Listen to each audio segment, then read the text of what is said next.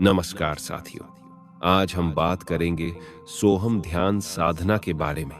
क्या आपको मालूम है कि एक जाप जो हर समय हम सबके भीतर चल रहा है। यह अलग बात है कि हम उस जाप को कभी सुनते नहीं, लेकिन वो लगातार चल रहा है। कभी आप शांत होकर बैठ जाएं और अपने श्वास को ध्यान से सुने, तो आपको मालूम पड़ेगा कि आपकी हर अंदर आती सांस के साथ सो की ध्वनि उत्पन्न हो रही है और हर बाहर जाती सांस के साथ हम की ध्वनि उत्पन्न हो रही है। तो इस प्रकार अपनी आती जाती श्वास की माला का स्वर सुनना ही सोहम साधना है, या इस श्वास की माला का जाप ही अजपा जाप है, क्योंकि इसमें हम मंत्र खुद से उच्चारित नहीं करते, बल्कि वह तो खुद से ही हमेशा हो रहा होता है। इसलिए इस साधना को अजपा जाप बोलते हैं। तो जब हमारी सांस अंदर जाती है तो सो की ध्वनि सुनाई पड़ती है, और जब हमारी सांस बाहर निकलती है तो हम की ध्वनि सुनाई पड़ती है। आपने कभी इस पर गौर नहीं किया होगा, लेकिन जब आप ध्यान से बैठकर अपने श्वास की आवाज को सुनेंगे तो आपको सोहम की ध्वनि आती जाती सांस के साथ सुनाई देने लगेगी। और सोहम को यदि हम संधि विच्छेद करें तो सो का अर्थ होता है वह, और हम का अर्थ होता है मैं। यानी कि सोहम का अर्थ हुआ वह मैं हूं, अर्थात जो तुम हो वही मैं हूं। लेकिन याद रखें, यहां जिस मैं की बात हो रही है उसे लोग अपना शरीर या मन समझने की गलती कर जाते हैं, जबकि यहाँ पर मैं का अर्थ हमारी आत्मा से या हमारे साक्षी भाव से है। तो मैं यानी कि जीवात्मा और वह यानी कि परमात्मा दोनों एक ही है, और सोहम को ओम का ही स्वरूप माना जाता है। अगर हम सोहम इंग्लिश के वर्ड में से एस और एच हटा दें तो ये ओम बन जाता है, अर्थात सोहम ओम का ही मॉडिफाइड रूप है। और ओम की ही भांति सोहम को अनाहत अर्थात बिना आघात के उत्पन्न दिव्य शब्द के रूप में संज्ञा दी गई है।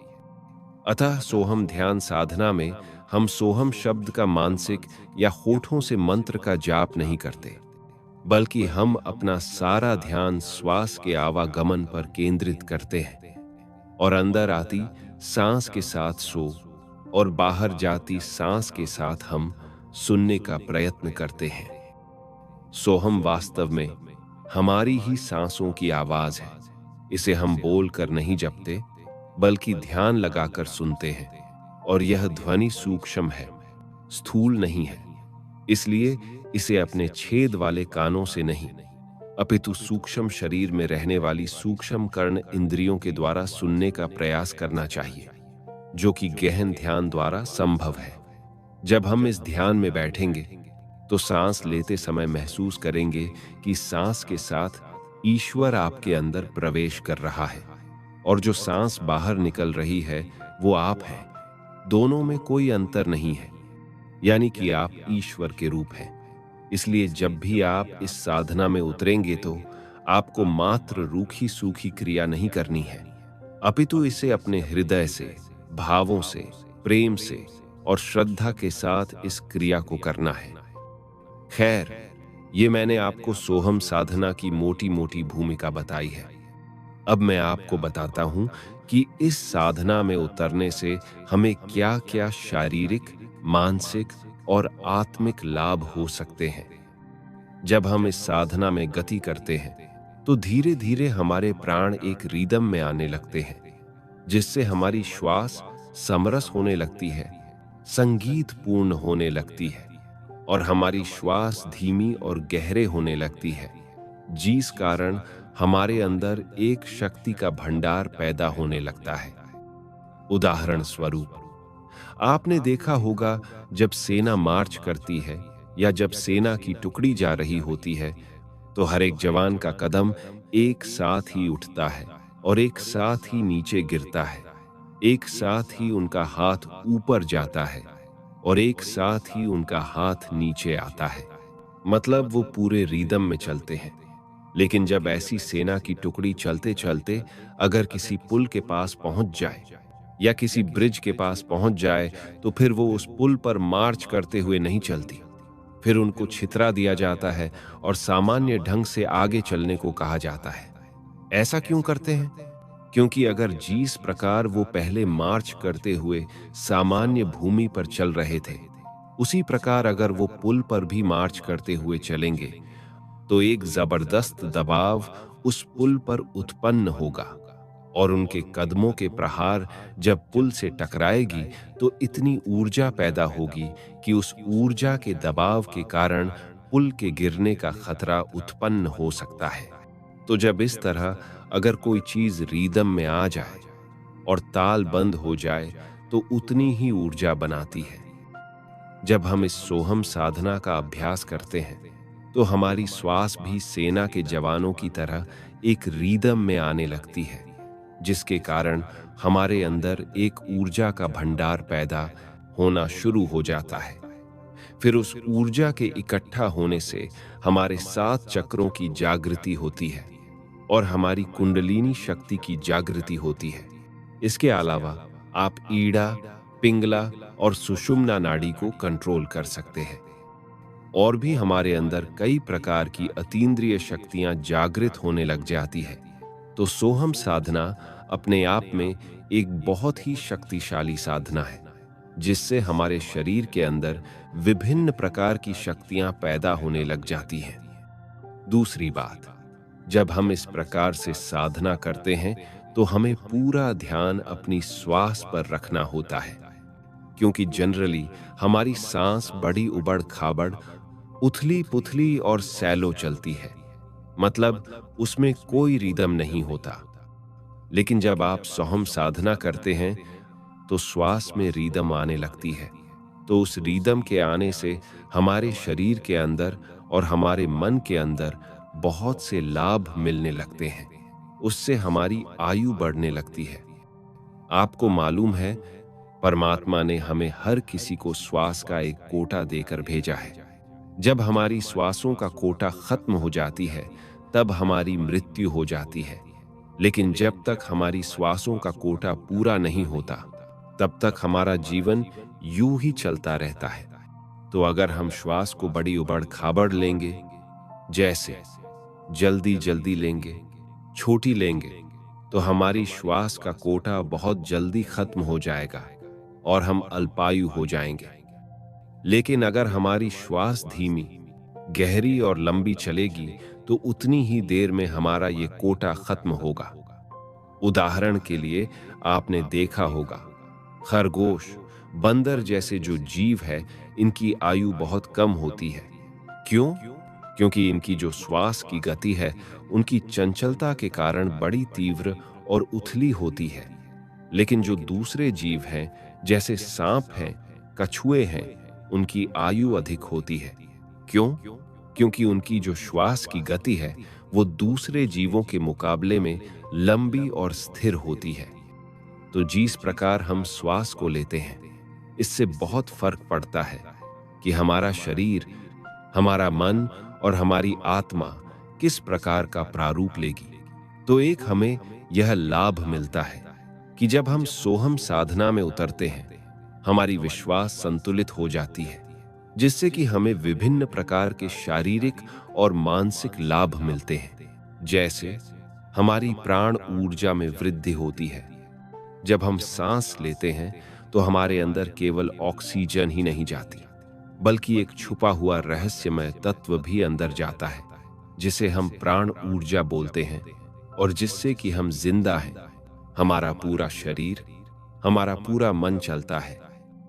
तो जब हम सोहम ध्यान करते हैं तो हमारी श्वास गहरी होने लगती है, जिससे हमारे शरीर में प्राण ऊर्जा की वृद्धि होने लगती है।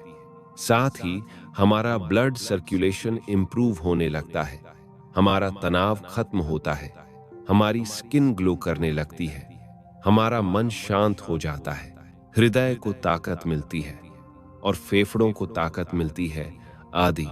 इसके अलावा जब हमारे मसल्स के बीच में जो तनाव इकट्ठा हो जाता है, इस साधना को करने से वो तनाव भी खत्म होने लगता है, जिससे मसल्स रिलैक्स होने लगते हैं और हमारे शरीर में उठने वाले कमर दर्द और घुटनों में दर्द आदि दूर होने शुरू हो जाते हैं। ये तो हुआ शारीरिक लाभ। अब हम आध्यात्मिक लाभों की बात करते हैं। सोहम ध्यान करने से सबसे बड़ा आध्यात्मिक लाभ ही मिलता है।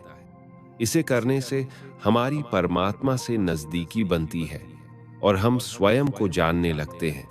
तब आत्मा और परमात्मा में भेद मिट जाता है, जिससे आप मैं ब्रह्म हूं की स्थिति में पहुंच जाते हैं। चलिए जानते हैं कि सोहम ध्यान कैसे करें। यह बहुत ही आसान विधि है, लेकिन इसमें कुछ विशेष बातों का ध्यान रखना जरूरी है, जो मैंने अंत में बताया है। जैसे कि मैंने आपको शुरू में बताया, आपको इसमें जाप नहीं करना है, न मुंह से बोलना है और ना ही मानसिक जाप करना है। इसमें बस आपको सुनना है। तो सबसे पहले आप एक स्वच्छ और शांत जगह का चुनाव करें। इसके बाद जमीन पर आसन लगाकर बैठ जाएं। इसे करने का सबसे उत्तम समय है ब्रह्म मुहूर्त में, अर्थात 4 बजे सुबह। दूसरा विकल्प है, आप रात्रि को सोने से पहले कर सकते हैं, लेकिन ज्यादा बेटर होगा ब्रह्म मुहूर्त में, क्योंकि इस समय वातावरण बिल्कुल शांत होता है और हमारे चारों तरफ पॉजिटिव एनर्जी मौजूद रहती है। खैर, हम आगे बढ़ते हैं। कमर और गर्दन सीधी रखें। दोनों हाथों को आप अपनी गोद में रख सकते हैं, या आप दोनों हाथों को अलग अलग अपने दोनों घुटनों पर रख सकते हैं। उसके बाद अपनी आंखों को बिल्कुल बंद कर लेंगे। जब आप 2-4 मिनट में बिल्कुल शांत हो जाएंगे, यानी कि जब आपकी श्वास शांत हो जाए, विचार भी शांत हो जाए, शरीर की हलचल भी स्थिर हो जाए, तब आप अपना पूरा ध्यान अपनी श्वास पर लेकर आएं और महसूस करें कि आपकी श्वास अंदर जा रही है। अब उस अंदर आती जाती सांस की आवाज को अपने अतीन्द्रिय शक्ति के द्वारा और अपने मानसिक कानों के द्वारा सुनने की कोशिश करें। क्योंकि ये ध्वनि थोड़ी सूक्ष्म होती है, तो एकदम से आपको सुनाई नहीं देंगी, लेकिन अगर इसे आप पूरा ध्यान से सुनेंगे तो आपको वो आवाज धीरे धीरे सुनाई देने लगेगी। जब आपकी श्वास अंदर जाए तो आप महसूस करेंगे कि आपको सो की ध्वनि सुनाई दे रही है, और जब आपकी श्वास बाहर निकले तो महसूस करें कि हम की ध्वनि सुनाई दे रही है। शुरू शुरू में आप 5 से 10 मिनट इस प्रकार बैठें, फिर 20 मिनट बैठें, और फिर आधे घंटे तक या 40 मिनट तक भी आप अपनी सिटिंग कर सकते हैं।